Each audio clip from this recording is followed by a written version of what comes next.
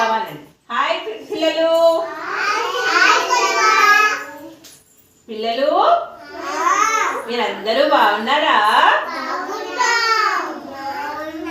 ఈరోజు ఏం జరిగిందో తెలుసా?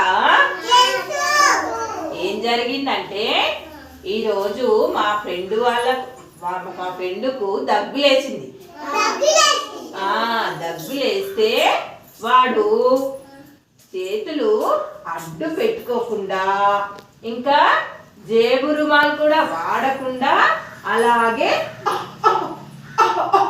అంటూ దగ్గుతూ ఉన్నాడు.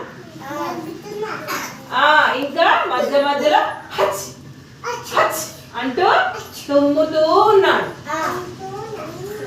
అయితే అప్పుడు మా అమ్మ చూసింది. మా అమ్మ చూసి, అరే బంటి, నువ్వు దగ్గుతున్నావు కదా, దగ్గినప్పుడు తుమ్మినప్పుడు చేతుల్ని అడ్డుగా పెట్టుకోవాలి, లేదంటే జేబు రుమాలు అడ్డుగా పెట్టుకోవాలి అని చెప్పింది. పెట్టుకోకపోతే ఏమవుతుందో తెలుసా? ఏమవుతుందంటే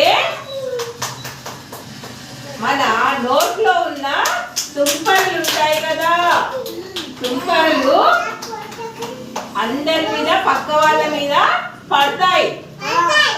అందువల్ల ఏమవుతుందంటే వాళ్ళకున్న జబ్బులు కూడా, జలుబు, దగ్గు, జ్వరం లాంటి ఇతర జబ్బులన్నీ వీళ్ళకు కూడా వచ్చే అవకాశం ఉంటుందంట. అందుకని దగ్గు వచ్చినప్పుడు, తుమ్ము వచ్చినప్పుడు ఏం చేయాలి అంటే చేతులు కానీ లేదంటే జేబు రుమాలు కానీ అడ్డుగా పెట్టుకోవాలంట. మా అమ్మ చెప్పిందని బంటిగాడు వెంటనే జేబు రుమాలు తెచ్చుకున్నాడు. అప్పటి నుండి నేను కూడా జేబు రుమాలు వాడుతున్నాను.